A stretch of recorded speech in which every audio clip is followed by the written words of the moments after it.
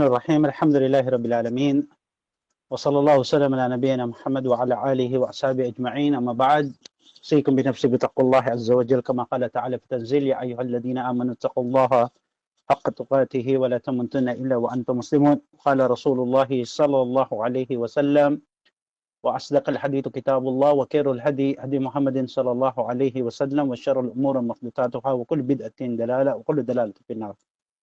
Ama ba, bago lahat tayo muli ay magbukas sa pagdakila, pagluwalhati sa ngalan ni Allah Subhanahu wa Ta'ala at sa kanyang pangalan din tayo nagsisimula o nagbubukas ng ating talakayan.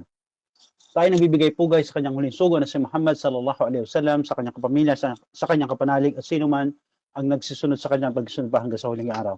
Inahabilinan ko sa sarili ko at kayo na tayo ay parati ang matakot kay Allah Subhanahu wa Ta'ala. At huwag tayong pumayag na tayo abutan ng kamatayan maliban na lamang na tayo Muslim na o nananatiling Muslim. Sinabi ni Propeta Muhammad sallallahu alaihi wasallam na ang pinaka-totoong salita, ang pinaka-mainam na salaysay ay ang aklat ni Allah, ang Quran, at ang pinaka-mainam na gabay na dapat sundan ng isang Muslim o Musliman na wala nang hihigit pa kundi sa bahagdan ng Propeta Muhammad sallallahu alaihi wasallam. Dahil ito na po ang pinakamalalang bagay sa buhay na ito ang mula sa sabi-sabi at lahat ng sabi-sabi ay imbento.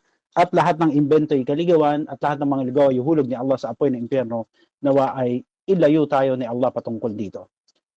Kamakailan tayo ay naglagot sa pagpaliwanag natin patungkol doon sa salita o kaya sabi natin yung kalimatul alhamdulillah.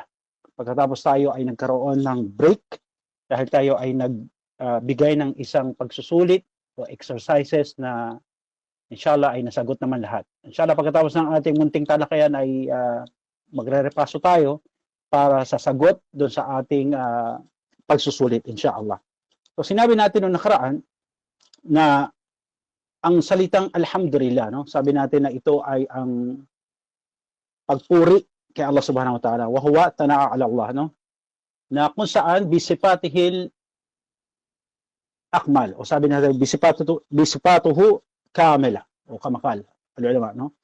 Dahil dito sinabi natin yung alhamdulillah, ito yung kumpletong pagpuri at pasasalamat kay Allah Subhanahu wa Ta'ala. Sabi nga ng ibang pastor na hindi sapat yung sabihin natin na syukru lillah.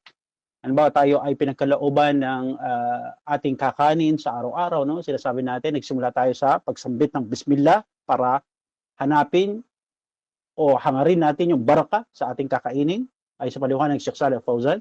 At pagkatapos naman sinasabi natin, alhamdulillah, no? Alhamdulillah. Kasi ito yung kumpletong pagpapasalamat at pagpuri kay Allah Subhanahu wa Ta'ala. Dahil nga sa ibang pasirun, hindi sapat yung sabihin natin na syukru lillah. Maaaring sa tao, sabihin natin syukran, di ba?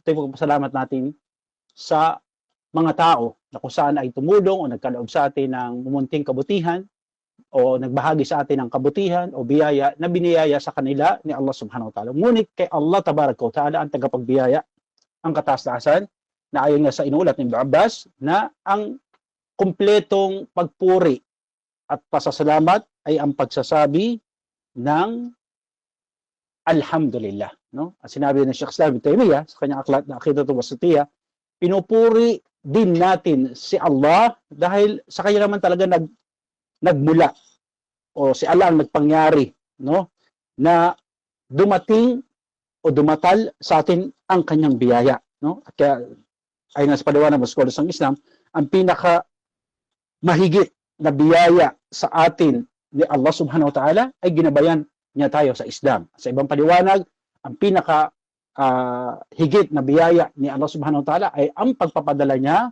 kay Propeta Muhammad sallallahu alaihi wasallam. Dahil sa pagpapadala niya kay Propeta Muhammad sallallahu alaihi wasallam at pagkakatuto natin sa kanyang aral na iniwan, sabi natin ito yung bagay na nag-aadya, naglalayo, naghihiwalay sa atin sa pagiging hayop, no? Kasi yun nga ang sabi ni Allah Subhanahu wa Ta'ala sa ayat, sa paliwanag ng mga scholar na ya'kulu kama ta'kulul an'am bal hum adal, no? Kasi meron sa ating mga tao na kumakain, lumalamon na para lang tayong bistulang hayop, no? Kasi paliwanag ng mga scholar doon dahil yung mga karamihan ay kumakain, no? Kasi ang ginamit doon na word is lamon, no? Lumalamon, hindi man lang bago lantakan yung pagkain, hindi man lang magsabi ba ng bismillah. At pagkatapos kumain, ay hindi man lang magsabi ng alhamdulillah, no? Kaya sabi balhum adal. Sabi pa ni Allah, mas malala pa yung iba. Bakit? Kasi alam nila na ang Diyos ay nasa kaibabawan ng langit, sila ay kumuha ng ibang jojosen na mas higit kay Allah. Sabi ni Allah, balhum adal. Ya'kulu kama ta'kulu al-am balhum adal. Na sila'y lumalamon na animoy mga hayop at sila'y mas malala. No? Subhanallah. Kaya sabi natin, yung pagsasabi natin ng alhamdulillah, ito ay bagay na pagpuri at pasasalamat ng kumpleto kay Allah subhanahu wa ta'ala. At sabi natin, itong alhamdulillah na to, mashallah, no? Yung pinaliwanag sa atin sa aklat ng Aqidatu Wasitiyya, yung lillah, no? Alhamdulillah. So sinabi natin yung lam doon, lillah, ito ay milkiya na sinabi sa atin ni Saksan Atemi, paliwanag niya sa Katabo, Aqidatu Wasitiyya, na kung saan ito'y pag-aangkin, no? Pag-aangkin. Kasi sabi nga natin, ang papuri ay para lamang kay Allah. Para lamang kay Allah. Yung lam doon, milkiya, yung pag-aangkin ni Allah. So wala tayong ibang sasabihan ng alhamdu li Isa, ganun ba? Dili, no? Hindi. Hindi natin sinasabi alhamdu li Buddha. La. Sinasabi natin alhamdu lillah. Kasi ito ay milkiya, pag-aangkin. Na ang alhamdu ay para lamang kay Allah. O sabi ng ibang maskola, ito ay eksklusibo lamang para kay Allah. Sabi ng Saksalotemo, ito ay hukuk, karapatan lamang ni Allah. Kaya yung pagsasabi natin na alhamdulillah, dapat yun nauunawaan, no, natitiyak ng ating puso at ng isip na ang ating pinapasalamatan at pinupuri ay si Allah subhanahu wa ta'ala. Hindi tayo pwede magsasabi ng alhamdulillah tapos mayroon pa ng shirk dun sa ating puso. No? Subhanallah, no? Kaya pagkakaiwasan itong mga to, no? Kasi pag sinabi natin na alhamdulillah, ang sabi sa atin, ang turo sa atin, dapat ito ay eksklusibo lamang para kay Allah. Dahil ito ay karapatan lamang ni Allah subhanahu wa ta'ala. Tinalaki din natin yung pakinabang o mga pawaid ng pagsasabi ng alhamdulillah. Ito ay, sabi natin, espesyal lamang kay Allah dahil hindi naman tayo nagsasabi ng yung sabi natin na praise the Lord, no? Subhanallah. Hindi naman tayo nagsasabi ng hallelujah o glory be to God. Meron tayong specific na tana o pagpuri, no? Kay Allah subhanahu wa ta'ala, which is yung sinabi natin na alhamdulillah. Ganun din yung subhanallah, walhamdulillah, wala ilaha illallah, wallahu akbar. Pero yung pagsasabi natin na alhamdulillah, ito ay eksklusibo para kay Allah. No? Hindi natin siya pinupuri ng ibang salita na tulad ng ginagawa ng mga tao sa labas ng Islam. No? Sila ay nagtatatalo, mahawak pa ng gitara at tamboy. Sasabi na, praise the Lord, hallelujah. Dili, tayo ay sinasabi natin, alhamdulillah. Na ito ay merong katiyakan, kasiguruhan sa ating puso at isipan, na ito ay ginagawa natin na tauhid billah kay Allah subhanahu wa ta'ala. Ganun din, alam natin na yung alhamdulillah, sinabi natin, ito yung well-known, o sabi natin, ma'lum, well-known to na ginagamit ng lahat ng Muslim. No? Mapaano man ang lahi, ano man ang salita mo, no? Sabihin natin, ikaw man ay Inchik, Hapon, Bisaya ka man, o kaya sabihin natin, Ilocano, Tagalog, kung saan ka mang lupalop ng lupa nakatira, ikaw man ay Arabo, sabihin natin, Pakistani ka man, Indiano ka man, Bangladesh, o kaya isa kang Chinese o Korean, o kaya ikaw nakatira sa Singapore, o isa kang Australian, o kaya Canadian, o France, o Germany, America, kapag tayo pumuri, dumakila, nagpasalamat kay Allah subhanahu wa ta'ala, ang ating sinasabi, no, ay alhamdulillah. Lalaki man tayo, babae, matanda, o batang Muslim, iisa yung ating sinasabi. Alhamdulillah. Ito ay bagay na pag-unite o pag-iisa sa atin ng Islam, no? Na kung saan sa ating mga pagsamba, tayo ay ni-unite ng Islam. No? Kaya isa dito yung pagsasabi natin na alhamdulillah, no? Na kung saan dito kinaklaro sa atin, nililiwanag sa atin na ang papuri dapat kay Allah, no? Mashallah, tabarakallah. Sabi pa ni Ibn Abbas radhiyallahu anhu, nung kanang sinabi rin natin na nakaraan na sabi natin ito yung kumpletong uri ng pasasalamat. Wala nang ibang tatalo dito na salita, no? Ibig sabihin pag sinabi natin na alhamdulillah, no? Pag sinabi natin na alhamdulillah, dahil wakala Ibn Abbas, alhamdulillah, kalimatu kullu syakar. Fa idha qala al-ab alhamdulillah, qala Allah Ta'ala syakarni abdi. So ito pa yung isa sa mga pawaid na binanggit sa atin ni Ibn Kathir na ayon kay Ibn Abbas, na kapag ang isang Muslim, no, kailangan nandito yung aklas, no? Kaya ito ay sabi natin na napakainam, no? Kailangan sabihin natin na magpapasalamat at pupuri tayo kay Allah, yun yung ikhlas sa ating puso, na pinapasalamatan natin si Allah lamang, no? Sa bagay na ating natanggap, sabihin natin, biyaya man ito, sa salapiman o kalusugan o sa pamilya man, ibinabalik natin yung papuri at pasalamat kay Allah. Kapag ito yung ginagawa natin, ayon kay Ibn Abbas, at nagsabi tayo ng alhamdulillah, dalisay sa ating puso. Sabi ni Ibn Abbas na si Allah subhanahu wa ta'ala ay nagsasabi, nagyayabang sa mga anghel, Ijabarihi, no? Sa kanyang sabihin natin, si Allah lang naman talaga mayroong karapatan magyabang, no? Nagyayabang siya sa mga anghel. Sinasabi niya na pinasalamatan ako ng aking alipin. Diba sabihin natin si Abdul Aziz, no? Nagsabi siya ng alhamdulillah, natao sa kanyang puso.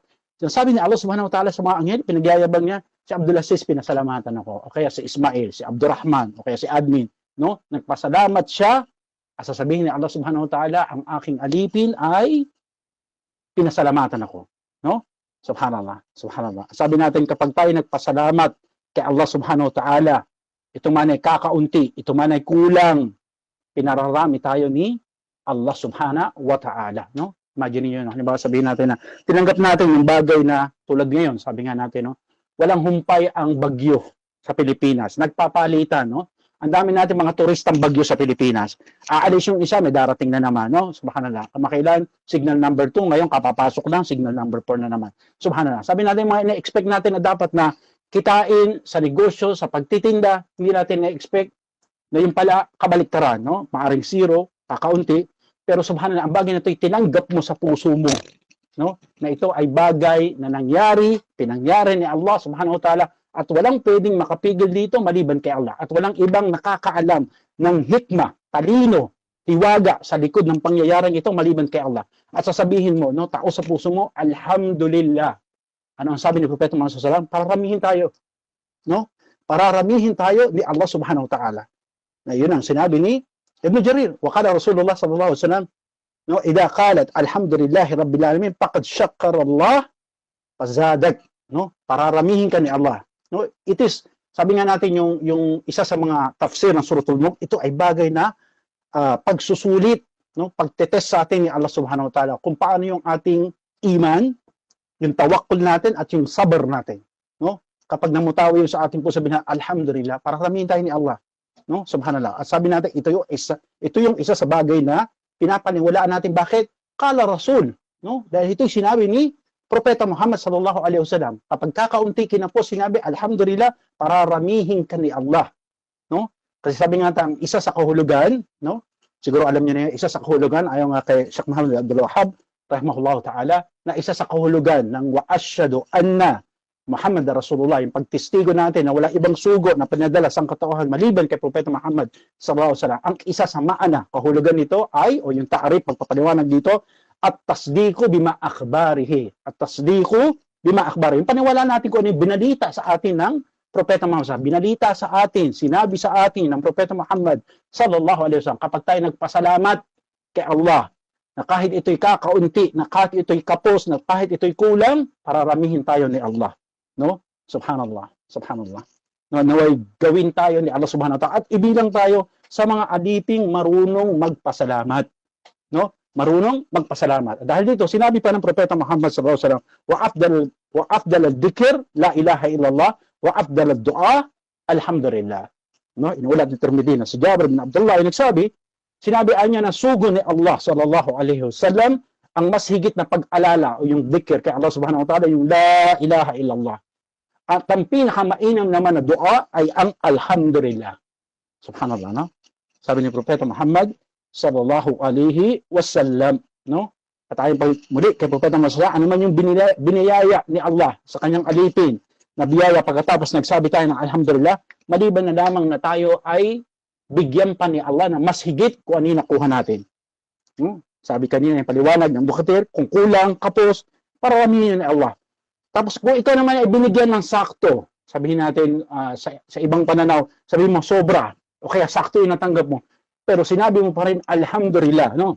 Hindi yung bunga ng kayabangan. Kasi may mga tao na nagsasabi o nag-aangkin, kaya tayo ay nagkakaroon ng kufur sa gawain ito, no? Nagsasabi na, ay kaya ako naman naabot to kasi nagsipag ako, nag-aral ako ng kolehiyo, nakakuha ako ng diploma, kaya malaki yung sweldo ko. O kaya sabihin nila na, kasi matalino ako, madiskarte ako, kaya ako mayroon nito.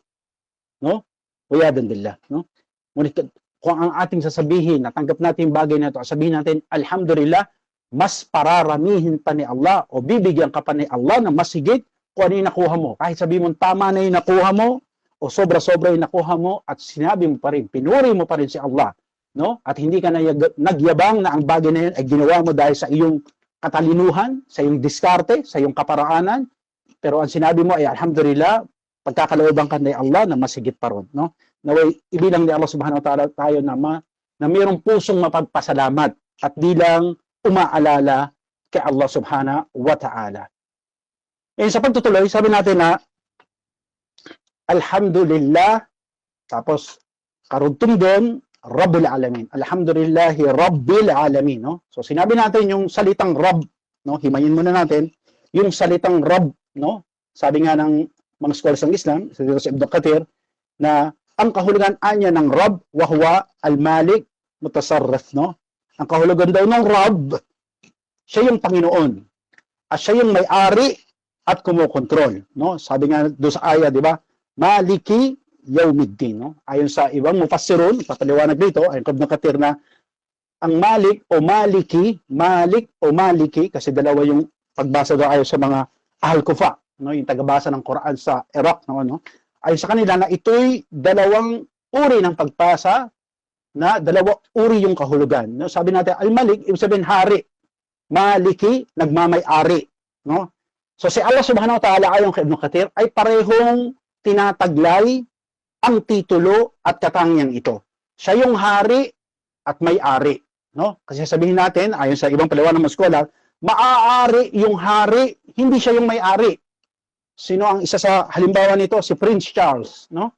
Sabihin natin hari siya ng UK, ng United Kingdom. Pero hindi niya pag-aari ang buong United Kingdom kasi merong ibang mga sir o kaya mga ibang mga sabihin natin mayayaman ang nagmay-ari ng lupain sa United Kingdom, no?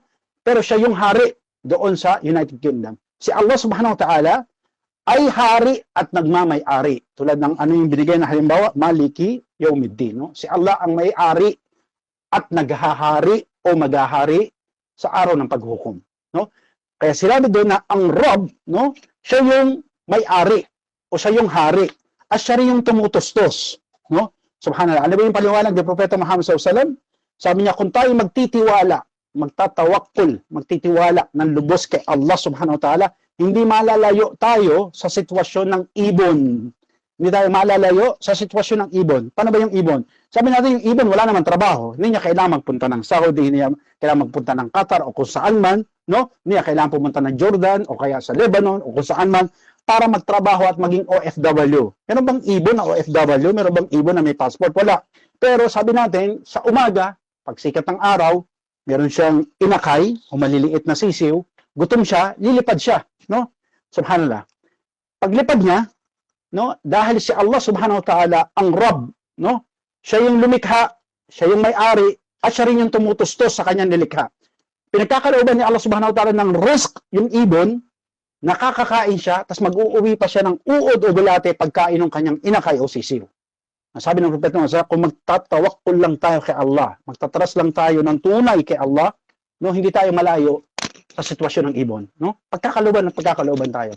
Kaso nga ang sitwasyon kasi natin, halimbawa, nagkaroon tayo ng problema o kaya sabihin natin nagkaroon tayo ng musiba, problema sa ating buhay, ang unang iniisip agad natin, sino ba yung pwedeng tawagan? Sino ba yung pwedeng i-text? No? Sino ba yung unang dapat sabihan? Ang agad na iniisip, yung mga taong malayo, halimbawa sa abroad, sabihin, oy, si brother kaya i-message ko, o kaya si brother kaya tawagan ko, baka may maitulong. No? Pero nakalimutan natin, kung tayo tunay na nagtatawakkol kay Allah subhanahu wa ta'ala, dapat ang una nating tatawagan o tatawagin si Allah subhanahu wa ta'ala. No? Pag nagkaroon tayo ng musiba o problema sa ating mga sarili, no?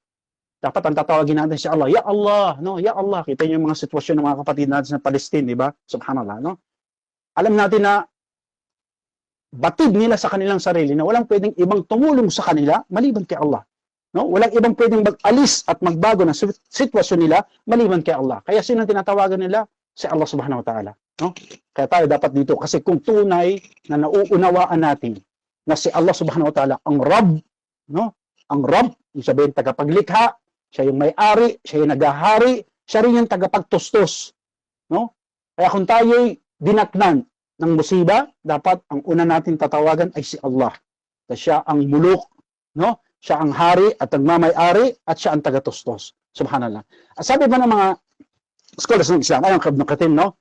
Wala yasta'mal ar-rab li ghairillah. No? Sabi ng mga katim, na ayon sa mga scholar na, hindi daw ginagamit, hindi natin ginagamit ang salitang ar-rab maliban kay Allah. Hindi natin ginagamit ang salitang ar-rab maliban kay Allah. No? Kasi po, sa Islam, wala tayong ibang tinatawag na Rab. Kasi ayon sa kanila, ang translation o pagsasalin nila sa Rab ay Panginoon. No? Rab, Panginoon.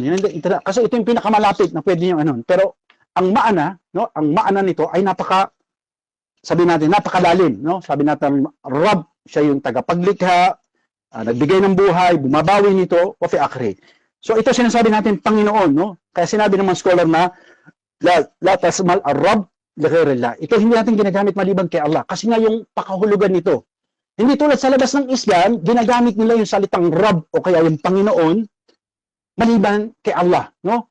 Hindi tulad ng mga tao sa labas ng Islam. Kasi bakit? Yung mga hindi Muslim, ginagamit nila ang salitang ar-rab o yung Panginoon o ang Panginoon sa nilikha.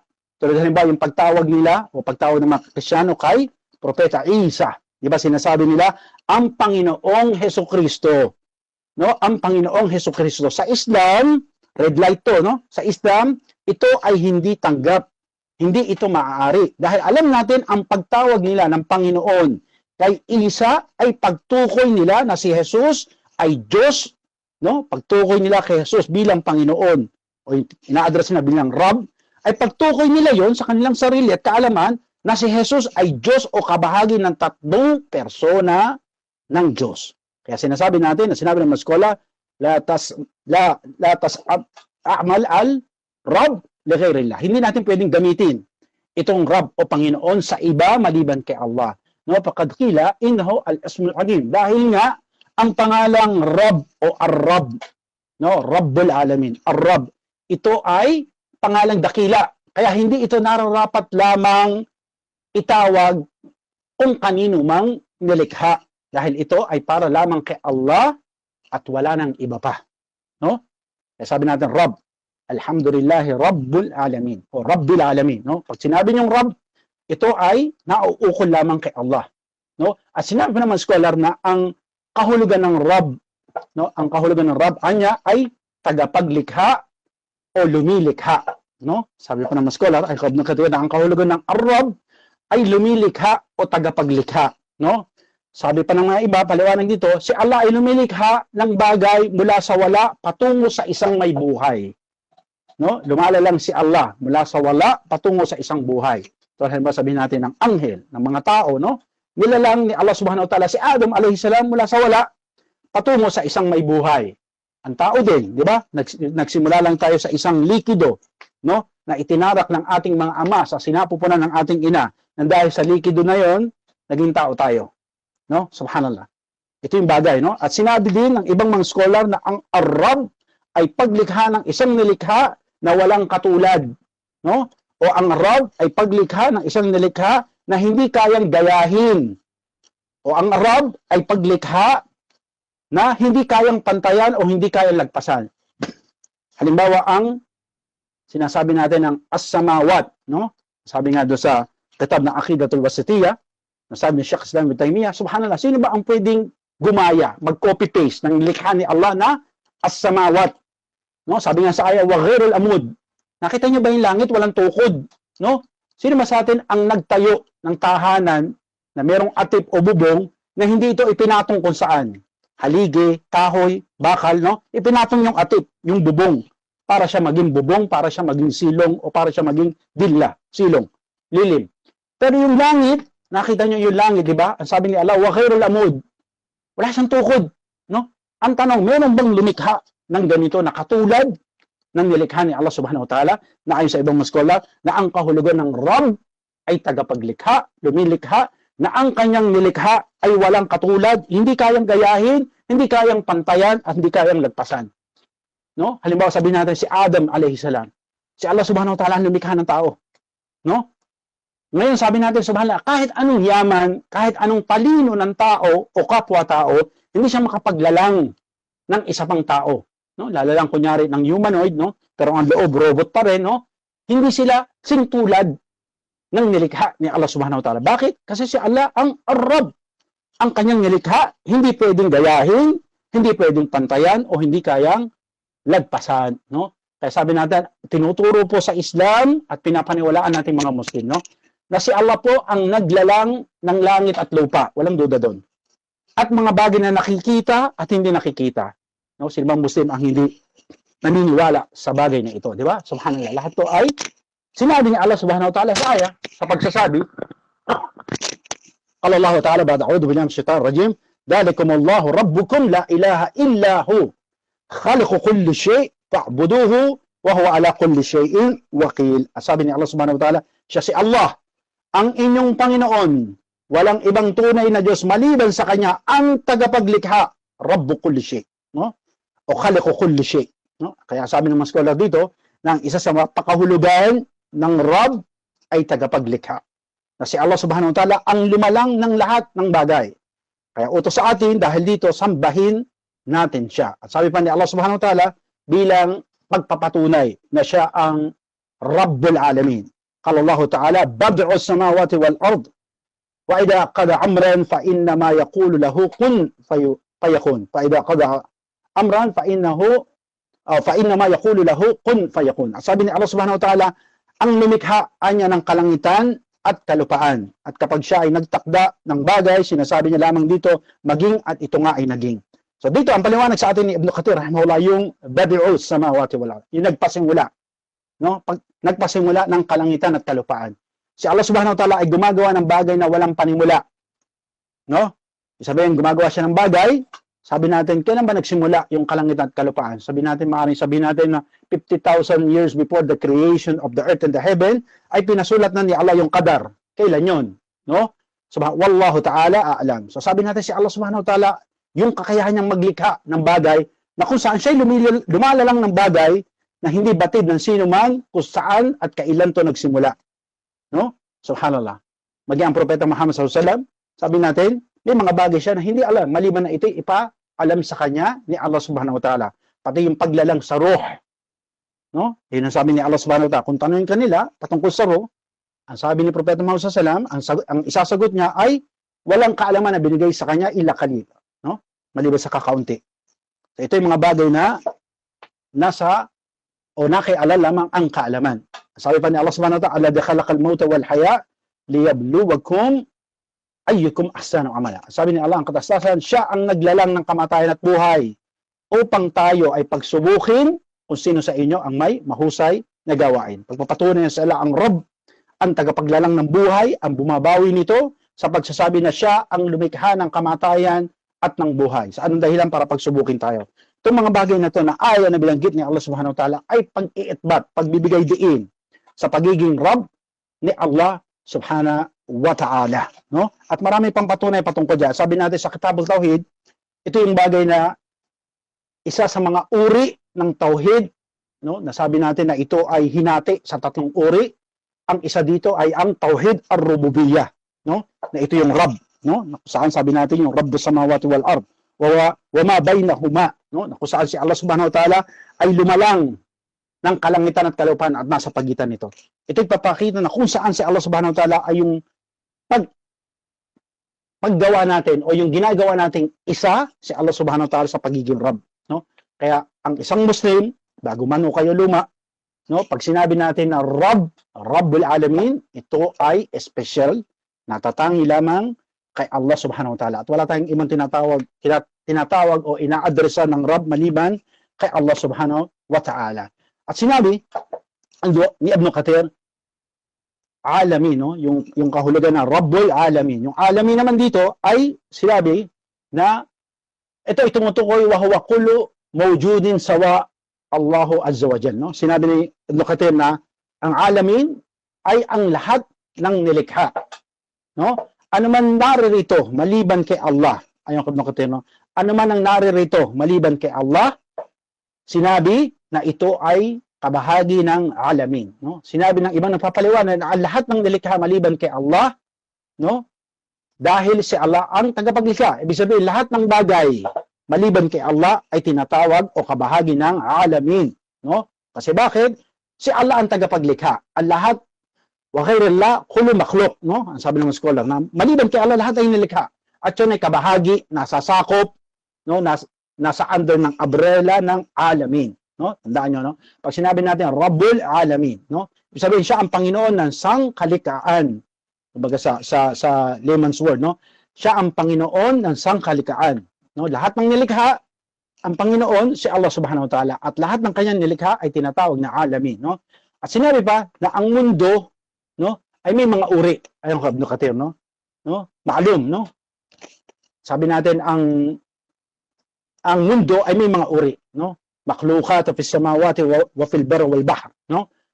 Sabi ng mga scholar na ang mundo ay may mga uri ng mga nilalang sa kalangitan, sa kalupaan, sa karagatan, at bawat siglo at henerasyon, ang mga ito ay tinatawag din ng alamin. Ibig sabihin, hindi lang to nasasakop sa ating kapanahunan, no? Sabi natin, lahat ng mundo o lahat ng planeta, sabihin natin, no? Sino ba nakarating dito sa Saturn? Wala pa siguro, no? Yung Mars pilit pa lang inaabot, no? Subhanallah.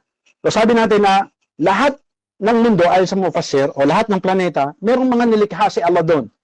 Merong maaring nabubuhay doon na bakterya o kung ano man, no? Pero ito ay isang uri ng mundo na merong nilikha si Allah Subhanahu wa Ta'ala doon, no? At kasama rin dito yung kalupaan at sa karagatan, no? At sa lahat man ng siglo, yung unang panahon man, hanggang sa bago hipan ang trumpeta ay kabahagi ito sa alamin. At ayon nga kay Ibn Abbas, as-samawati wal ardun, no?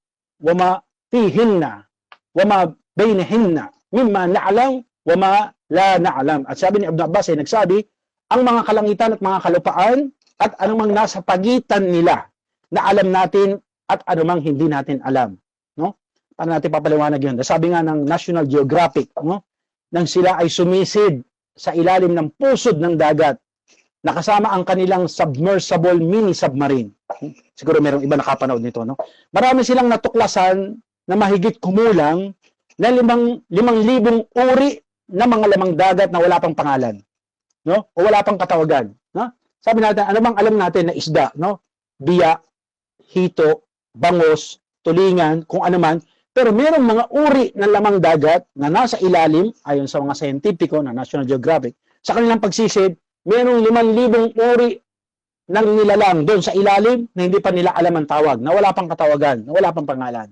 Subhanallah, no? Kaya sabi ng mga scholars ng Islam, fihinna wama bainahinna, mimma na'lam wama la na'lam, no? Yun ay ayon kay Abbas, ayon kay Ibn Kathir, no?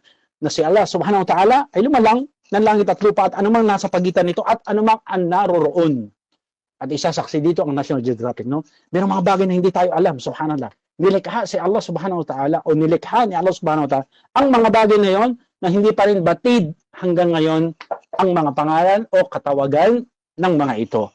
Inshallah, ayaw natin pagkahabaan dahil ang pangako natin sa admin na tayo magre-repaso ng kasagutan ng ating pagsusulit. Nawa ay pakinabangin kayo ni Allah Subhanahu wa Ta'ala sa inyong mga narinig, no? At pagtibayin kayo sa ating sitwasyon sa pag-aaral, no? Lalo ngayon sabihin natin yung mga kapatid na natin na nasa gitnang silangan, sila ay sabi natin nasa sitwasyon na ang kanilang kapayapaan at kaligtasan ay nasa kamay ni Allah Subhanahu wa Ta'ala. No? May pangalagaan sila, no? Na alam natin na ngayon ay pilit na sinasakop at dinidigma ng mga matitigas na ulo ng mga Hudyo na ito, no? Yung ibang kabansaan ng mga Muslim. Yung iba na nasa pagitan nito ay naiipit, nawa ay pangalagaan sila ni Allah Subhanahu wa Ta'ala.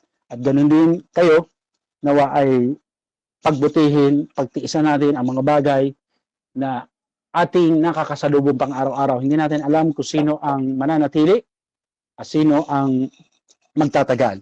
Tulad niya ng bahagi ng lecture kahapon, no? Na tayo merong sundo. Hindi natin alam kung sino yung mauuna sa atin na pagsundo. At tinutukoy niya dito ay si Malakul Maut, no? Kaya paghahanda natin ang bagay na ito, nawa ay panatilihin tayo ligtas ni Allah Subhanahu wa Ta'ala at pagtibayin kayo sa inyong kinatatayuan, no? Nawa ay huwag tayong bawian ni Allah Subhanahu wa Ta'ala maliban na lamang na tayo ay mga Muslim na. Allahumma amin. Back to you, admin.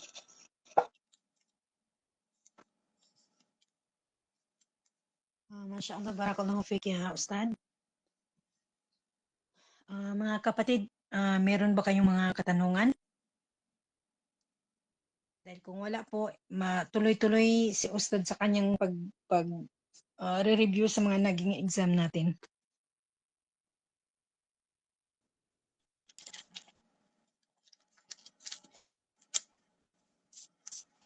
Siguro po, Ustad, walang mga katanungan. So, continue lang po.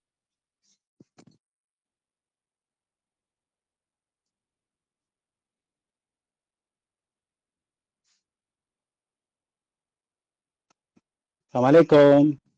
Ayan, narinig niyo ako? Waalaikumsalam warahmatullahi wabarakatuh. Yes po, Ustad. Opo, pasensya na kayo dahil malakas ang bagyo sa ating kinaroroonan, no? Humahagupit ang bagyo, ang lakas ng hangin at nangangatok yung ating bubong, subhanallah. Alhamdulillah, pangalagaan tayo ni Allah. Okay. Pero po, Ustad, loud and clear po ang boses mo eh. Alhamdulillah, sa habag ni Allah subhanahu wa ta'ala, no? At actually, yung ating cellphone ay nanganganib din na matapos yung baterya dahil tayo po ay nag-brown out dun sa ating lugar, no? Subhanallah. Okay, so sa ating pong pagre-repaso, dahil tayo nagkaroon ng pagsusulit muli, pinaalala natin sa bawat isa na ito ay hindi nawa, ay hindi ito pagmulan ng pagkatakot at pangamba ng bawat isa. Ito ay isang pagsusulit para ipaalam mismo sa ating sarili kung ano yung ating natamo, natandaan, o ano yung naiwan sa ating mga narinig sa ating pag-aaral, no? So yung ating exercises ay admin, ano yung first question natin? Ustad, Opo. sandali Opo. lang po. Kung sino man po yung naibalik ko sa kanya yung mga papel nila, yung test paper nila, so kung may mga katanungan kayo, pwede niyong maitanong kay Ustad ngayon. Opo. Pero yung mga Okay. hindi pa po naibalik sa kanila yung kanilang mga papel, later on. Sige po. Sada yung first question po natin, ano yung unang tanong natin sa ating pagsusulit? First question. Meron po kayo? Yung tanong lang. Opo. Saan na yun? Wait po, Yung first wait. question. Opo. Yung first question, Ustad, bakit tinawag na Al-Fatiha ang kabanatang ito? Ayan. No? Tama po, admin. Tama yung question. Bakit tinawag? Ayun po. Bakit tinawag na Al-Fatiha ang kabanatang ito? Yan. So, ito ay tinalakay natin na nakaraan. Alhamdulillah. Para dun sa mga nakaalala ng sagot. So, sinabi natin na ayon kay Ibn Kathir rahimahullah ta'ala, Bismillahirrahmanirrahim, Suratul Fatiha. Yuqala laha Al-Fatiha. Ay, Al-Fatihatul Kitab. Nasabi ni Ibn Kathir, sa ngalan ni Allah ang maawain ng mahabagin, tinawag na Al-Fatiha. Sabihin yung Bismillahirrahmanirrahim, tinawag siyang Al-Fatiha. Sinabi na ito ay Al-Fatiha dahil ito yung pambukas ng aklat. Tinutukoy dito yung Quran. Pambukas ng aklat. At dito nagbubukas ang pagbabasa sa mga pagdarasal. No, ibig sabihin, kaya ito yung bagay na binabanggit ko sa inyo, di ba? Na ayon kay Sheikh Muhammad Al-Shankita, hafidhahullah, sa kanyang pagtuturo sa Masjid An-Nabawi, no? Pagkaingatan natin na huwag natin malimutan yung pagsasabi ng Bismillahirrahmanirrahim. Kasi ayon sa kanya, ng isa sa mga akta, mga pagkakamali, no? Ng isang mga musallin, kapag nagtakbirat al-ihram, Allahu Akbar, hindi na binabanggit yung Bismillahirrahmanirrahim. Tahina man ng malakas, sabihin, tumutuloy siya agad sa Alhamdulillahi Rabbil Alamin. Pagkaingatan nyo. Kasi ito ay tinawag na pangbukas ng aklat. Yung alin? Yung Bismillahirrahmanirrahim o Suratul Fatiha. No? Kaya siya tinawag na Suratul Fatiha kasi ito ay pambukas ng aklat o ibig sabihin ng Quran at ito din ang nagbubukas o pagbubukas ng pagbabasa sa ating mga pagdarasal. So ito yung sagot natin sa tanong ng number 1. Second question po, admin. Number 2, ano ang ibang katawagan ng Al-Fatiha? Ayan. So sinabi natin na merong ibang katawagan o ibang tinawag si Propeta Muhammad SAW sa Suratul Fatiha. No, kamakala fi rawaya, no, an Muhammad bin Jarir at-Tabari rahimahullah ta'ala. Hadathana an Abi Hurairah radhiyallahu anhu anna Rasulullah sallallahu alaihi wasallam qala hiya ummul Quran wa hiya Fatihatul Kitab wa hiya sab'al matani. So wa fi akhirih sa hadith na yan, no. Kasi sinabi ni Ibn Jarir at-Tabari. Isa to sa mga mufassir ng Quran. Maririnig nyo, no? Tafsir at-Tabari. Isa to sa mga, sabi natin, na pinuri ni Sheikh Ash-Shuyuti na Tafsir at-Tabari. Sabi nga nila na kahit ito'y, halimbawa, no? Sinabi yan ng kanyang kapanahonan, kung ang tafsir ng at-Tabari ay mawjud, fisin, no? Sabi, kung ang kopya nito mabibili lamang sa China, no?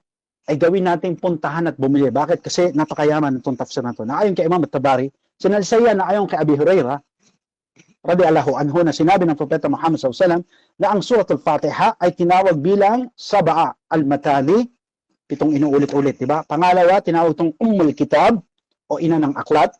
Sabi natin, ito ay tinawag din na As-Salah, no? O kaya yung pagdarasal, alam natin kung bakit, no? At tinawag itong Ash-Shifa, no? O nakagagaling. Tinawag itong Ar-Ruqya bilang tinawag na bulong. At tinawag din itong Asas al-Quran, ito yung pinagbulan o pinanggalingan ng pambabata sa Quran. Pang-pito, tinawag ito na Al-Kafi, no? Al-Kafi.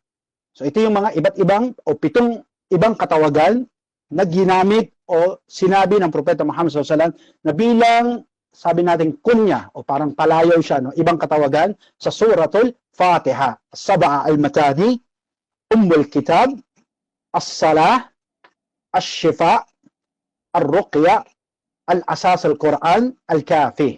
No? Ito yun, no? Pangatlo, third question, admin. Bakit tinawag itong as-sab'a al-mathani? Ayan. Bakit to tinawag na Sab'a al-Matani? No? Sabi natin, binanggit ng ibang mga fuqaha patungkol doon dito sa Sab'a al-Matani. No? Kasi sabi natin dito, meron isa kasing mga nagpaliwanag nito sa kitab na hindi raw 7, 8, no? Pero ito yung malinaw na sinabi ng Propeta Muhammad SAW. Kasi biniyak niya yung ghairil maghdubi. Walay daw yung walad dalin, no? Pero ito ay 7. Alam natin, walang pagtatalo ang mga mufassirun patungkol dito. Bakit ito tinawag na Sab'a al-Matani o 7 inuulit-ulit? No? Bakit tinawag itong 7 inuulit-ulit? Pwede tayong tumawag sa audience admin. Sino yung gusto mag-volunteer? Bakit siya tinawag na Sab'a al-Matani? Sino gusto mag-volunteer? Anybody from the crowd?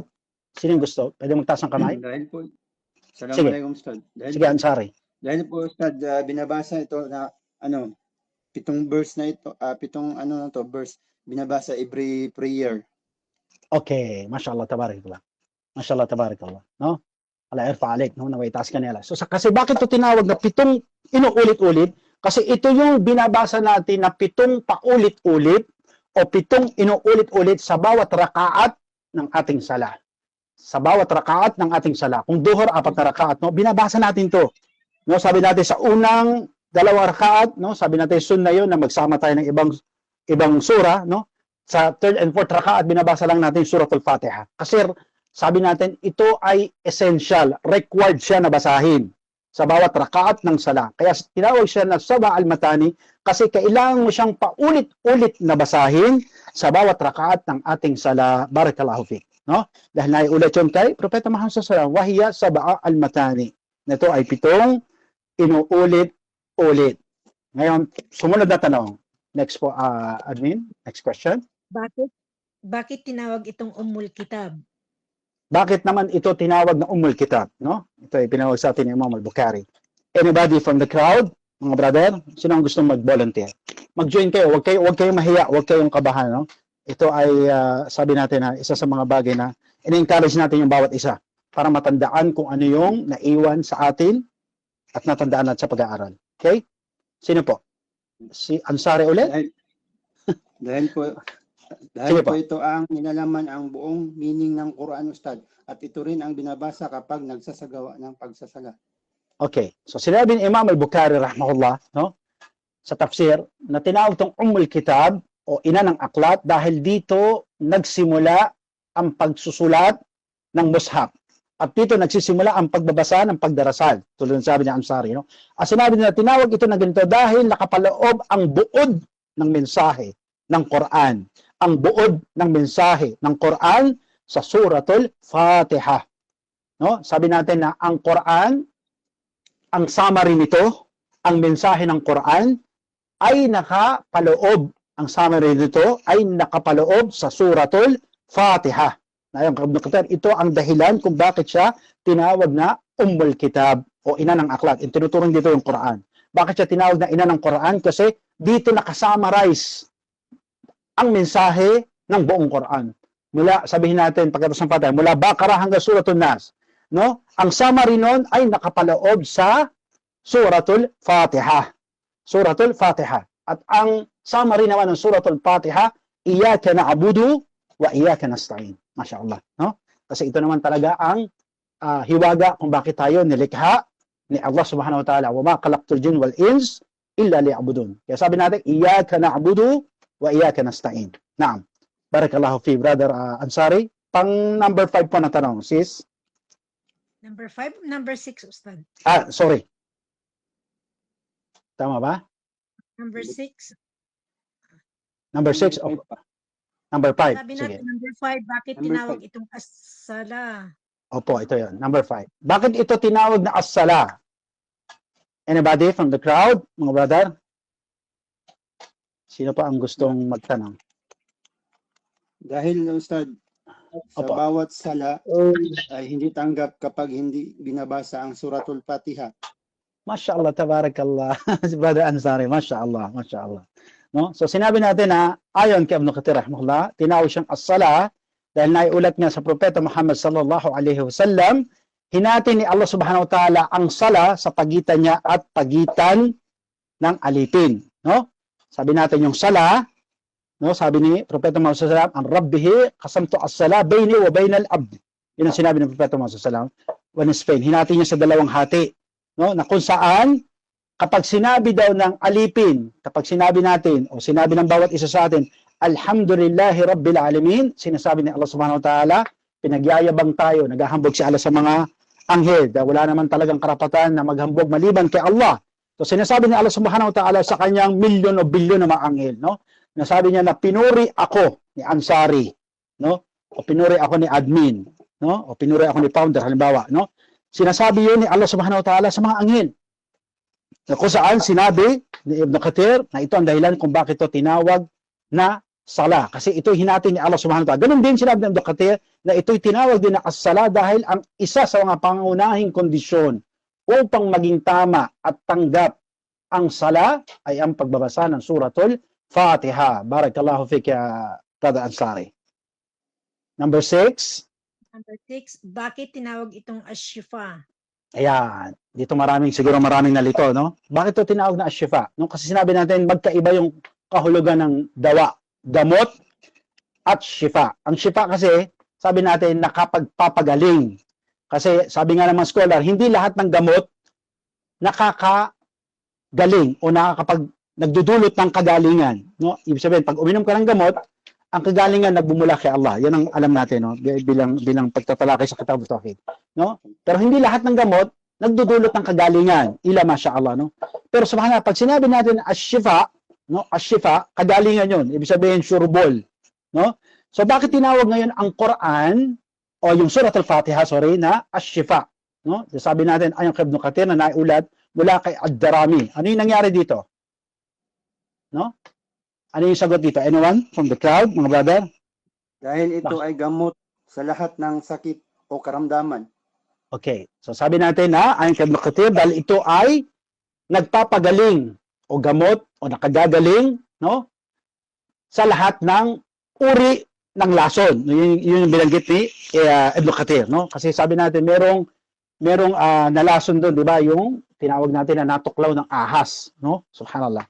So ito ay binasahan niya ng 7 ulit ng Surah Al-Fatiha, sabay nilawayan niya yung tuklaw, no?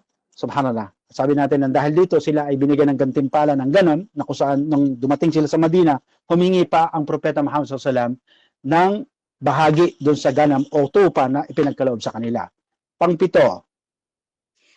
Ustad, kung hindi Opo. po naka-specified yung lason, Ano po ang nakalagay? yun lang, nagpapagaling ng mga sakit. Okay po. O karamdaman, Ustad. Pwede na. Karamdaman, okay lang ba? Pwede natin i-consider to, admin. Pwede natin i-consider, inshallah. Opo. Okay po. Okay?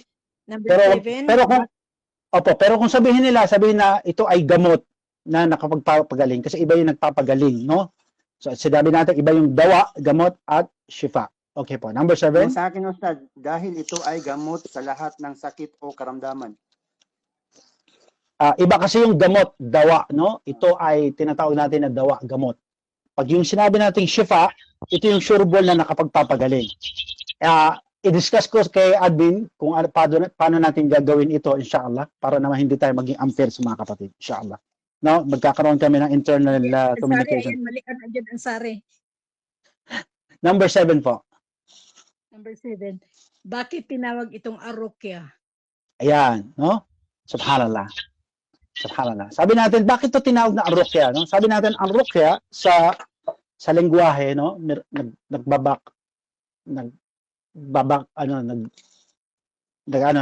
Nagre-return yung echo. So sabi natin, bakit tinawag ng arukya, no? Sabi natin yung sa wikang Tagalog, simple ito bilang bulong.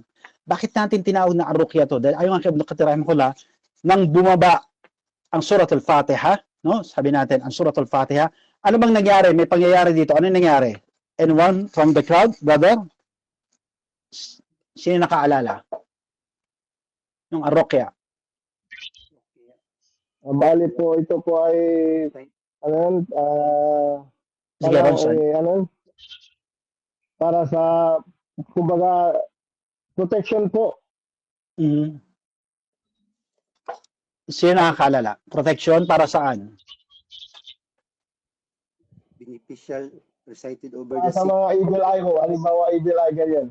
Okay. So sabi natin, ayon kay Ibn Kathir rahimahullah, kaya ito tinawag na ruqya dahil doon sa ulat kay Abi Sa'id al-Khudri radhiyallahu anhu, na ang Propeta Muhammad sallallahu alaihi wasallam, tinanong niya yung isang sahabi, sahaba, no, na kung saan niruqya niya yung isa pang sahabi at napayapa ito. Ibig sabihin, ano nangyari doon sa lalaki? Nabarang, nakulam. No? Ngayon, tinanong ng Propeta Muhammad sallallahu alaihi wasallam, anong ginamit niya na bulong kung ano yung binasa niya doon sa nabarang o nakulam. So sinabi ng sahabi na ito, yung Suratul Fatiha. No? Suratul Fatiha. No? Sinabi, binasa niya paulit-ulit sa ibang ulat, 7, no?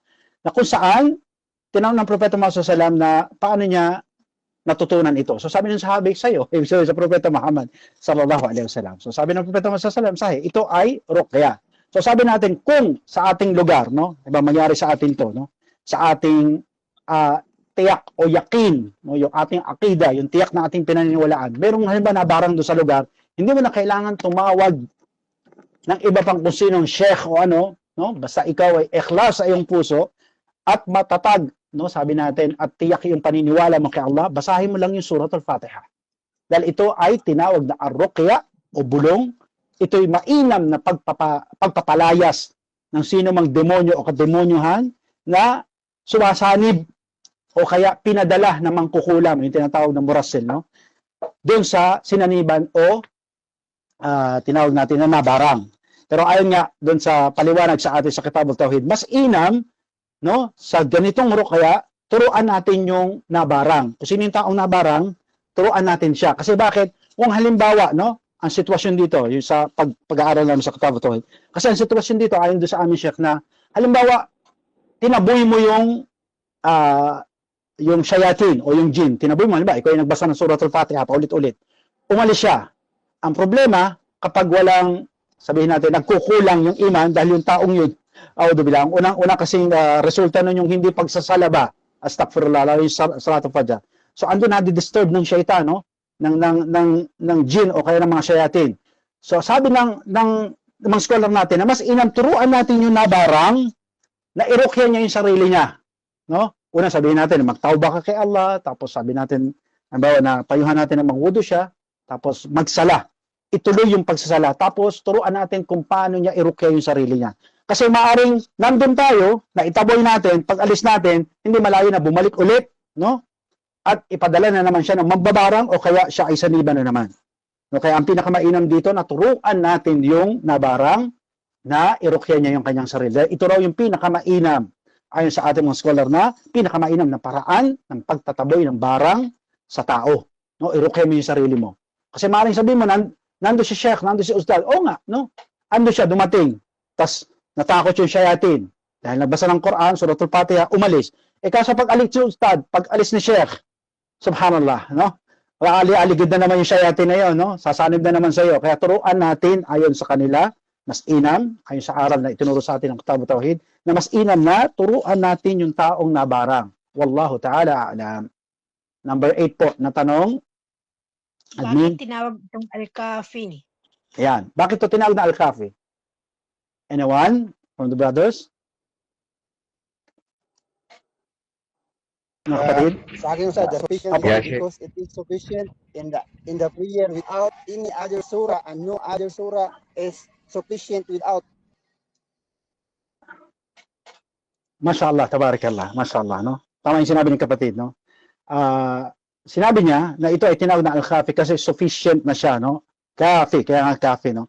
Parang kay Propeta Muhammad sallallahu alaihi wasallam, kaffata linnas, no? Na kung saan si Propeta Muhammad sallallahu alaihi wasallam ay sapat na. Sapat na padala ni Allah kay Propeta Muhammad sallallahu alaihi wasallam, sapat na siya sa sangkatauhan, no? Bilang propeta. Ang Surah Al-Fatiha tinawag siyang Al-Kafi kasi sapat na ito, no?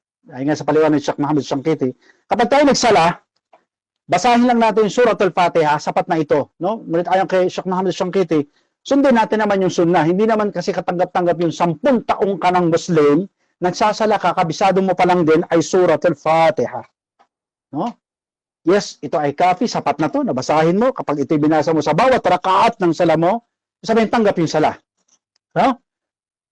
Tanggap yung sala. Pero wag naman natin sanayin yung ang tagal-tagal mo ng Muslim, puro pa rin Surah Al-Fatiha, hindi na, ang sunnah kasi, no, sunnah ng Propeta Muhammad sallallahu alaihi wasallam, sa unang 2 rakaat, halimbawa 4 na rakaat, magbabasa tayo ng ibang surah, wa ghairihi, maliban sa Suratul Fatiha, no? Naam, tama si kapatid, no? Barakallahu fik. Pang-siyam po, admin? Ilang versikulo ba ang Al-Fatiha? Ayan. Ilan ba siya? Anyone from the brothers? 7 po, 7. Allah, Saba. Allahu Akbar. Tama? Ano yan? Sa Solfikar? Sorry. Yan nga po, 7 verse, Saba al-Matani. Okay, mashallah, tabarakallah. Asantum, no? Asantum, no? Mahusay kayo. Sabi natin na ito ay 7 bersikulo. Kaya siya tinawag na Saba'a al-Matani. Kasi 7 paulit-ulit. 7 yung bersikulo niya. So 7 siya, 7 verses, no? Ito ay pinanalsanid ni Ibn Kathir na ayon kay Imam Al-Qurtubi, no? 7 verse po. 7 Panghuling verse po, tanong, Ustad. admin. Opo, 7 verse 4. Yes, correct. Sorry. Panghuling tanong, admin. Ilang salita at ilang titik binubuo ang Al-Fatiha? Okay. How many words and how many letters is Al-Fatiha consist? Sige po, Brother Ronsan. Kwan po, ano ba yan? 29 na salita, 139 na titik. Okay. Sige.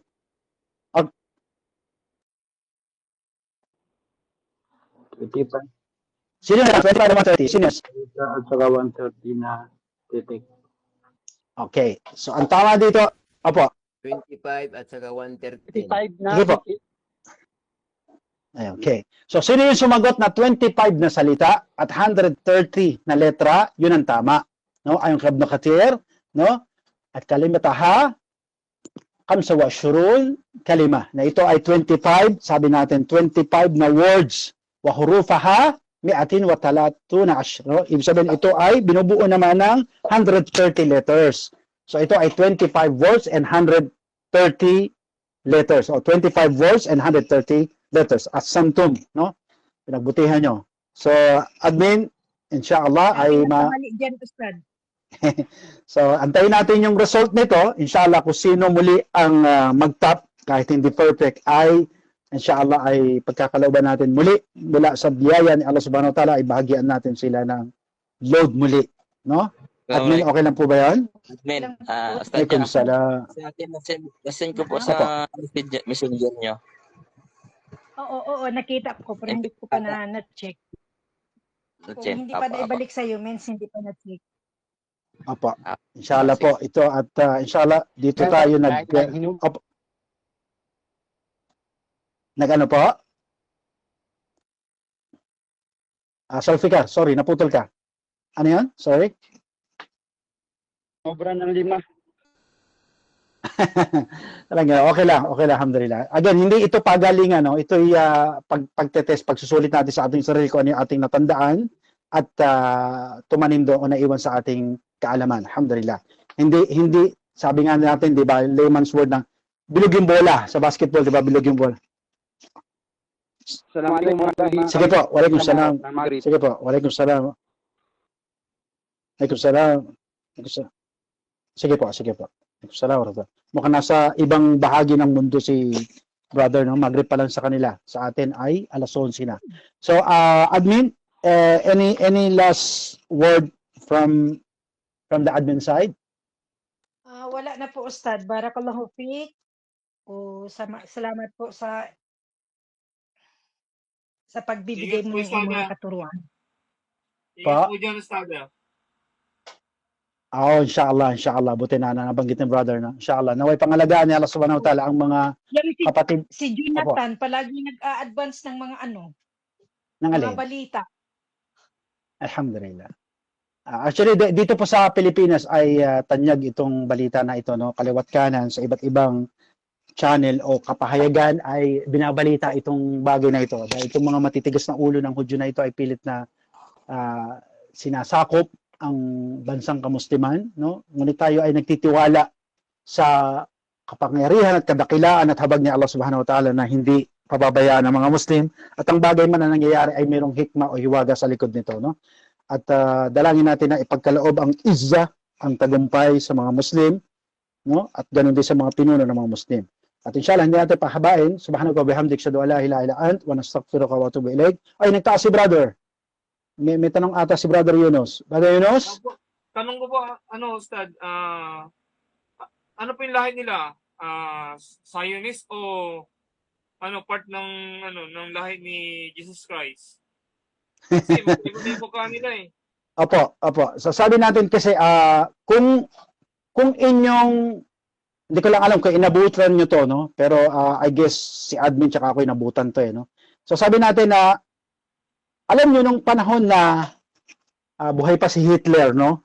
Ewan ko lang kung inabutan nyo to. Yung panahon ni Hitler kasi, ang ginawa ngayon ni Hitler is parang pinagsanib yung lahi, no? Ito ay bagay na ginawa nung panahon ng Nazi, no? Na kinuha yung mga maiinam na uri ng kababaihan at kalalakihan na mga dumayo sa lugar nila. At ito ay pinalahian sa mga sundalo ng Alemanya, no? Subhanallah. So sabi natin ito'y tinipon nila, no? Kaya sabi natin ang lahi ng mga Alemanya, makita niyo ibang uri, no? May lahi sila o mayroon silang bakas o bangis ng lahi ng Hudyo, no? Kaya sabi natin, kaya nung makatakas sila, umalis sila doon dahil yun ang kanilang claim na sila pinagpapatay ng mga Hudyo, kasi ang ulat sa history, hindi ito scholar ng Islam, no? History sa labas ng Islam, na umano dahil si Hitler, no, si Adolf Hitler ay bunga ng isang pagsasamantala ng isang mayaman Hudyo. Ni-rape daw yung nanay ni Adolf Hitler at siya yung bunga. At dahil dito sa galit ni Hitler, kaya pilit niyang binubura yung lahi ng mga Judaismo, no? So ito yung isa sa mga historical nila sa pangyayari, na bago sila tumakas doon, kaya sabi nyo na iba-iba na yung mukha kasi tulad na pinaghalo, no? Pinaghalo yung lahi nila sa lahi ng mga Alemanya. Wallahu ta'ala a'lam, at si Allah pa rin mas nakakaalam. Subhanaka wa bihamdik, asyhadu an la ilaha illa anta wa nastaghfiruka wa atubu ilaik. Opo, brother? Salamat. Opo. Ustad, Opo. lang po muna. Ikwento ko lang po sandali, kunti lang kung ano yung naging sitwasyon kagabi. Ya Allah, Sige po. para ano nyo ba kung paano yung feeling? Di una po, bago po namin nakita yung mga missiles, naramdaman ko na po na parang umuuga yung building namin o di kaya yung lupa. Yun pala, parang may sumasabog na. So sabi ko, ano yun? Akala ko yung sa taas namin, yung mga bata sa kanila, yung parang may hinihila, ganoon. Tapos naramdaman ulit yung parang yung umuuga. Sabi ko, grabe naman, anong nilalaro nila sa taas kako? Baka kako yung mga sa rooftop namin, inaano yung mga tangke. Hindi ulit. So tumahimik. tawag yung kaibigan ko, sabi niya, takbo, tignan mo sa labas. Sabi ko, ano meron? Sabi niya, mga missiles. Yung takbo ko, Ustad, ang dala-dala ko yung telepono ko, hindi ko na alam kung may chinilas ako o ano. Yun nga, paglabas ko ng nakatingala ako, grabe, ang dami. Yung sunod-sunod, tapos doon sa kabila, yung paikot ng paikot, talagang yung langit pula na. Nakatitig lang ako ganyan, wala na. Nanginig na yung katawan ko talaga. Hindi ko na alam kung anong gagawin ko. Subhanallah. So imagine lang ninyong ganoon. Siyempre ang Sarap. naano ko agad yung sabi ko, ako ilang minuto lang na nakita ko 'yun. How much more yung mga kapatiran natin po sa Palestine, sa Gaza, mga bata at saka yung mga matatanda po. Paano nila nakayanan yung 365 days plus na ganun ang naging araw-araw na nila, yung makikita nilang ganun tapos puputok pa sa kanila. Ya Allah.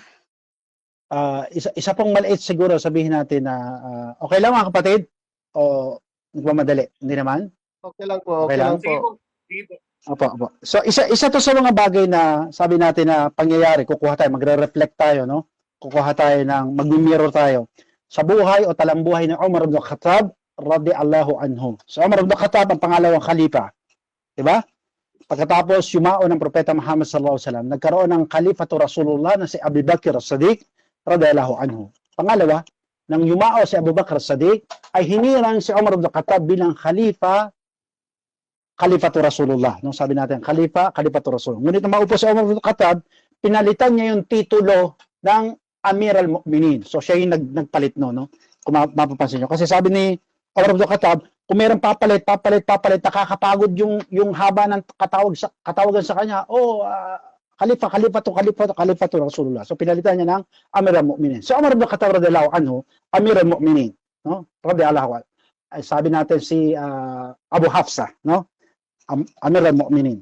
Umar ibn Khattab radhiyallahu anhu, inna a'malu binniyat. Yan yung hadith na yan na inuulat ni Imam Nawawi, na tanyag na hadith na yan. Sabi natin si Umar ibn Khattab ay nananalangin. Narinig siya ng kanyang anak no? Sabi niya na dumalangin siya kay Allah subhanahu wa ta'ala ng dalawang bagay. Una, sabi niya, Ya Allah, pahintulutan mo akong mamatay na isang martir.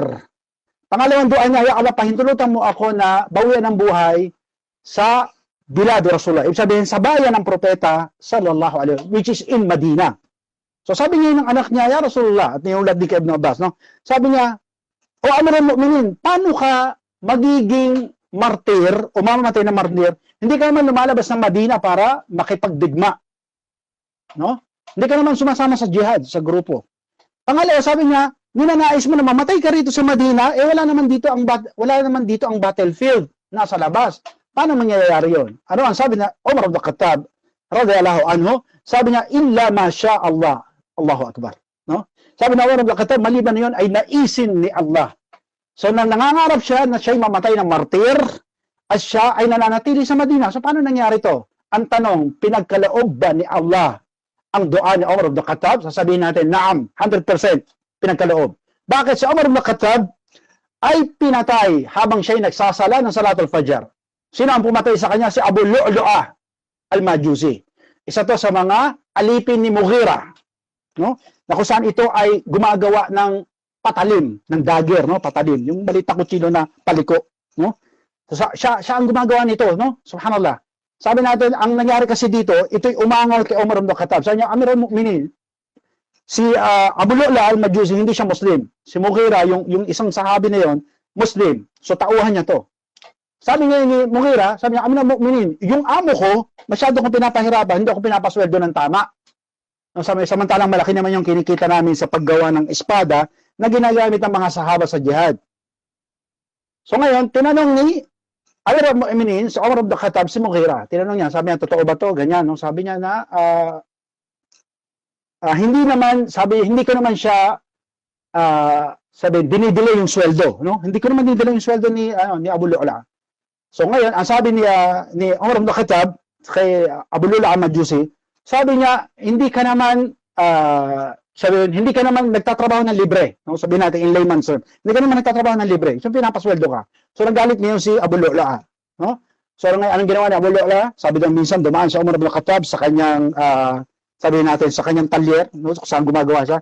Sabi niya, Abu Lulu'a, narinig ko na ikaw ay magaling gumawa ng bagay at ikaw ay tanyag sa mga tao. Sabi niya, pwede mo ba igawa o magpapagawa ko ng bagay na kung saan ay magiging sikat to sa mga tao. Anong sabi na Abu Lulu'a? Al-Majusi, sabi niya, ipaggagawa kita, amiral mu'minin, ng isang bagay na hindi ka malilimutan ng tao. So ngayon, sabi niya, amiral mu'minin, dahil alam natin sa amiral mu'minin, matalino, hindi siya bobo. Sabi niya doon sa mga sahabi niya, at nando si Ibn Abbas, sabi niya na, itong taong to, tinakot ako. So sabi ng mga sahaba, ba't di natin hulihin to at parusahan? Sabi niya, amiral mu'minin, bakit? Huhulihin mo ba siya dahil lang sa sinabi ko sa iyo na ito, wala pang basihan? Subhanallah. So nangyari, nagsala na ngayon ng Fajr, sabi doon si Abu Lulu'a, kasi nga hindi siya nagsasala, nagtago siya doon sa likod ng mihrab, yung kung saan tumatayo yung imam. Nagtago siya doon. At sabi doon, dala-dala niya yung dagger na ginawa niya, especially para pangpatay ka Umar ibn Khattab. Nilagyan ng lason. Sabi, ano yun, baliktaran yung talim.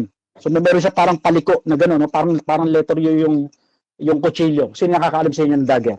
So sabi doon na, nagtago siya, tapos nang magsujud si Umar ibn Khattab, kinabayo niya sa Umar ibn Khattab, pinagsasaksak niya, at sabi sa ibang ulat, 9 yung tama niya, at pang-10 yung tama sa dibdib. At ang pinakamalalang tama doon yung sa kanyang tagiliran, na kung saan pagtaga, dahil matalas yung dagger, at may lason, lumabas yung bituka ni Umar ibn Khattab. No, sabi doon, nang nagsala, nagsujud siya, kinabayo siya, tapos tumalaya, sinaksak sa dibdib. At sabi doon, subhanallah, nilusob na ng mga sahaba si Abu Lulu'a. At sabi pa sa ibang ulat, meron siyang 9 na tao na napatay, mga sahaba rin, 13 yung nasugatan niya. No? Subhanallah. Tapos, sabi natin, duguan sa Umar ibn Khattab. Sino ang hinila niya? Si Ibn Abbas. Sabi niya, pamunuan mo yung sala. Allahu Akbar. Kita mo to sa Umar ibn Khattab, no? Mamamatay na lang, iniisip niya pa, yung pinag-lead niya na sala, hindi pa tapos. Nakaisang rakaat lang siya. No? Nakaisang rakaat lang siya. So sabi niya, tapusin mo yung sala. Subhanallah. At sabi doon na, just to make it short, sabi doon na, dinila siya sa bahay ni Abdurrahman, yung kanyang anak, kasi yun yung pinakamalapit sa masjid. Sabi doon, bilang paglalarawan, no, sabi, binigyan siya ng halik, ng gatas. Uminom siya, lumabas siya sa kanyang tagiliran. No? Allahu Akbar. Tapos sabi niya, nung magising siya, sinabi niya sa anak niya, kay Abdurrahman, sabi niya na nakapagsala na ba yung mga tao? At sa linnas, nagsala na yung tao, subhanallah, yung tao na to, mamatay na. No, sabi niya na, nakapagsala na ba yung tao? Sabi niya, tapos na, nakapagsala na sila. Tapos sabi ngayon ni Umar ibn Khattab kay Abdurrahman, yung anak niya, kumuha ka ng, sabihin natin, ng tabo ng tubig. No? Sabi niya, bakit yung aking ama? Sabi niya na, magwuwudo siya kasi hindi niya natapos yung sala. Nakaisang rakaat lang siya, kulang pa. So sabi ni Abdurrahman, sabi niya, ang sabi ho ng doktor, magpahinga kayo kasi lumalabas na yung bituka niya ba? So sabi ni Umar ibn Khattab, sabi niya, handa mo bang saluhin, no, yung bagay na aking pagkukulang kay Allah sa harapan ng Yawm al-Qiyamah? Sabi, inuutusan kita bilang anak ko. Sabi niya na, isujud mo sa lupa. Allahu Akbar. At sabi doon, habang nakasujud si Umar ibn Khattab, namatay siya. So ito yung bagay na hikmah, na dua ni Umar ibn Khattab, na sabi nga ni Ibn Abbas, paano ka mamamatay na isang martir na nasa loob ka ng Madina, pero pinagkaloob sa kanya ni Allah subhanahu wa ta'ala? Nasagot natin doon sa, sabi ni admin, no, 360 days or more. Paano nila nakakayanan? Ito'y hikmah ni Allah subhanahu wa ta'ala. Dahil nais ni Allah subhanahu wa ta'ala ang mga kapatid natin na mamatay sila ng martir at doon sila sa kaitataasan, ikababawan ng langit, pinahintulot ni Allah na sila'y matabunan, mahulugan ng bomba, no? Mamatay sila na gano'n. Pero isa sa pinaka nakagugulat, no, na mababalitaan nyo, na ang mga Palestinian na babae, no, kahit sila'y natutulog nakahijab. Bakit? Nang sila interviewin? Kasi nga naman, kung mamatay daw sila, mabagsakan ng bomba, no? Madaganan ng lupa, kung kunin sila ng rescue, nakahijab sila. Nakita nyo? Subhanallah. No? Ito'y bagay hikman mula kay Allah subhanahu wa ta'ala. No? Maaring hiling yun ni Allah subhanahu wa ta'ala at si Allah ang mas nakakaalam. Ang bagay na pangangalaga niya doon sa Masjid al-Aqsa at mga taong ito, na marahil na ito'y kukunan natin yung aral ni Umar ibn Khattab na nais itaas sila ni Allah subhanahu wa ta'ala, na nais ni Allah subhanahu wa ta'ala na makamtan yung Firdaus al-A'la, kaya pinangyayari ni Allah subhanahu wa ta'ala. Si Allah ang masakalam ng hikmah na ito, kinukuha lang natin yung reflection sa talambuhay ni Umar ibn Khattab radhiyallahu anhu. Okay? So, inshallah, paalam ay, nagtaas pa ng kamay. Opo. Huling katanungan po. Opo. Tanong ko po, halimbawa po, la samahallah na kung ganyan man talaga nakasulat man sa amin na mamatay kami dito sa Jordan. So ano pong magiging ano namin? Shahid ba kami o hindi? Kasi hindi naman kami po ang nasa giyera. Opo. So meron pong 7 uri ng shahid na binanggit doon sa hadith. Isa doon yung namatay sa sakit ng tiyan. So dito may ikhtilaf. Kasama ba rin yung nanganak? No, ibig sabihin nanganak tapos sumakit yung tiyan, namatay. So sabi ng mga fuqaha scholars sa Islam, kasama yun. At kasama doon yung nadaganan.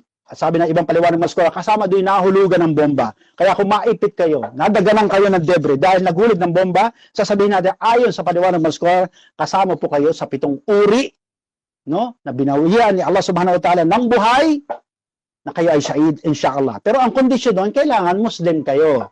Baka mamaya sabihin, abagi noong Maria yung tao na daganan ng bato, ay shahid, dili po. No? Ito ay lapat lamang, ito ay narapat lamang sa mga alipin ni Allah subhanahu wa ta'ala. Naam. Opo. Barakallahu fiik po, Ustad. Wayat. So, Wayat. lang po natin tatapusin ang ating programa, Ustad. So, kayo na po. Nakapagbasa ka na pala ng Kafaratul Majlis. Opo. So, Inshallah, hanggang dito so- na lang tayo, mga kapatid. Ayan. So wag kayong mawalan ng pag-asa kung halimbawa sabihin na nangangarap kayo na kayo ay mamatay ng shahid. Si Umar Abdul Khattab din niya, naging dalisay sa kanyang dua, inshallah, no? Saan man kayo naroon, kung ito ipagkaloob ni Allah subhanahu wa ta'ala dahil ito inyong hinihiling, walang imposible para kay Allah subhanahu wa ta'ala, no? Dahil kasama din yung mga nalunod doon, subhanallah. Okay, barakallahu fikum. Assalamualaikum warahmatullahi wabarakatuh. Waalaikumsalam.